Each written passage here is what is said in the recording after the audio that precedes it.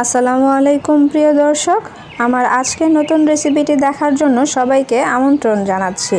আজকে তৈরি করে দেখাবো আটা দিয়ে বিস্কিট তৈরি। ঘরে থাকা সামান্য কিছু উপকরণ দিয়ে এই বিস্কুটটা তৈরি করে নিতে পারবেন। কিভাবে তৈরি করবেন এই আটার বিস্কুট, আমার আজকের রেসিপিটি প্রথম থেকে শেষ পর্যন্ত দেখলে যারা বিস্কুট তৈরি করতে পারেন না তারাও চাইলে এভাবে করে বিস্কুটটা তৈরি করে নিতে পারবেন। বিস্কুট তৈরি করার জন্য প্রথমে আমি নিয়েছি চিনি আর নিয়েছি শুকনো নারকেলের গুঁড়া। এখানে আমি হাফ কাপ পরিমাণ চিনি নিয়েছি আর 1/4 কাপ নিয়েছি নারকেলের গুঁড়া। আমি এখানে শুকনো নারকেলের গুঁড়াটা নিয়েছি, আপনারা চাইলে ফ্রেশ নারকেলটাও এখানে নিতে পারেন। এখানে আমি একটি মিক্সিং জারের মধ্যে চিনি আর এই নারকেলের গুঁড়াটা দিয়ে দিচ্ছি, মানে এগুলোকে আমি খুব ভালোভাবে ব্লেন্ড করে নেব। চিনিটা ব্লেন্ড করে নিলে যা হবে, অনেক সময় বিস্কুটের মধ্যে চিনির যে ক্রিস্টাল সেটা থেকেই যায়, তো এভাবে করে গুঁড়া করে নিলে আর ক্রিস্টাল থাকার ভয় থাকবে না। এর জন্য এই চিনিটাকে খুব ভালোভাবে ব্লেন্ডার করে গুঁড়ো করে নিতে হবে। যারা ব্লেন্ডার না করতে পারবেন তারা চাইলে পাটায় বেটে এভাবে করে নিতে পারেন। তো আমি এখানে চিনি আর নারকেলের গুঁড়া খুব ভালো করে ব্লেন্ড করে গুঁড়ো করে নিয়েছি। এখন একটি মিক্সিং বোলে দিয়ে দিচ্ছি হাফ কাপ রান্নার তেল। আমি এখানে সাদা তেল দিয়েছি, আপনারা চাইলে ঘিটাও দিতে পারেন। ঘি দিলে বিস্কুটের টেস্ট বহুগুণে বেড়ে যায়। তো এই তেলের মধ্যে দিয়ে দিলাম গুঁড়ো করে রাখা চিনি আর নারকেল, সাথে দিয়ে দিয়েছি হাফ চামচের চেয়ে একটু কম এলাচের গুঁড়া। এলাচের গুঁড়াটা দেওয়ার কারণে বিস্কুটের মধ্যে সুন্দর একটা ফ্লেভার আসবে। দিয়ে একটি কাঁটা চামচের সাহায্যে আমি এটাকে খুব ভালোভাবে মিশিয়ে নিচ্ছি যেন এতে চিনিটাও গলে যায়। তো মিশানো হয়ে গেলে এ পর্যায়ে অ্যাড করে দিচ্ছি 1/4 কাপ সাদা তিল। হাতের কাছে থাকলে তিলটা দিতে চেষ্টা করবেন, আর যদি না থাকে তাহলে চাইলে স্কিপ করতে পারেন। তবে দিলে যখন বিস্কুটটা কামড় দিবেন, প্রত্যেকটা বাইটে যখন এই তিলটা মুখে পড়বে খেতে কিন্তু অসাধারণ লাগে।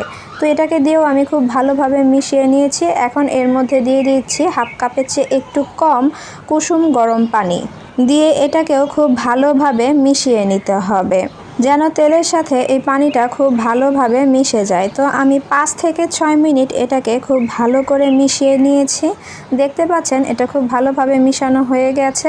এ পর্যায়ে অ্যাড করে দিচ্ছি 1.5 কাপ আটা। আমি এখানে প্রথমে 1 কাপ আটা নিয়ে অর্ধেকটা দিয়ে প্রথমে মিশিয়ে নিচ্ছি, তারপরে অর্ধেকটা দিয়ে দেব।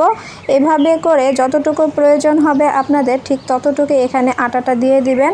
তো আমি প্রথমে 1.5 কাপ দিয়ে মিশিয়ে নিয়েছি, তারপরে 1 থেকে 2 চামচের মতো উপর থেকে দিয়ে আবারও এটাকে খুব ভালোভাবে মিশিয়ে একটা ডো তৈরি করে নিয়েছি।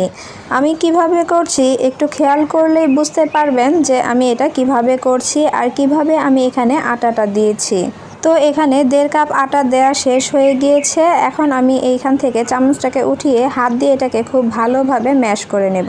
হাত দিয়ে এই আটাটাকে মথার সময় যদি মনে হয় আরও সামান্য পরিমাণ একটু আটা লাগবে, তখন এ পর্যায়ে আর একটু 1 থেকে 2 চামচ পরিমাণ আটা দিয়ে নিতে পারেন। তো এটাকে আমি একটা ডো তৈরি করে নিয়েছি। এখন এটাকে 5 মিনিটের জন্য ঢেকে রেস্টে রেখে দেব। তো 5 মিনিট পরে ফিরে এসেছি, এটা ঢাকনা উঠিয়ে দেখাচ্ছি। তো এই 5 মিনিটের মধ্যে এটা খুব ভালোভাবে সেট হয়ে গিয়েছে। এখন আবারও এটাকে একটু ভালো করে মথে নিতে হবে। এখানে খেয়াল রাখবেন এটাকে আপনি যতটুকু ভালো করে মথে নিতে পারবেন আপনার বিস্কুটটা কিন্তু ততটাই মুচমুচে হবে। এখন এখান থেকে উঠিয়ে নিয়ে রুটি বানানোর যে ম্যাট পাওয়া যায় সেখানে আমি নিয়ে এটাকে একটু খুব ভালোভাবে আবারও মথে চ্যাপ্টা করে নেব, মানে একটা বড় রুটির আকার করে নেব। তো প্রথমে আমি একটু মথে নিচ্ছি, তারপরে আমি হাত দিয়ে চেপে চেপে একটু এটাকে বিছিয়ে নেব। আপনারা চাইলে এটাকে বেলুন দিয়ে করতে পারেন, তবে এটা খুব সহজে হাত দিয়েই করা যায়। এটা বিছানো হয়ে গিয়েছে। উপর থেকে সমান করার জন্য বেলুন দিয়ে আমি একটু ঘুরিয়ে নিচ্ছি, এতে করে এটা সমান হয়ে যাবে।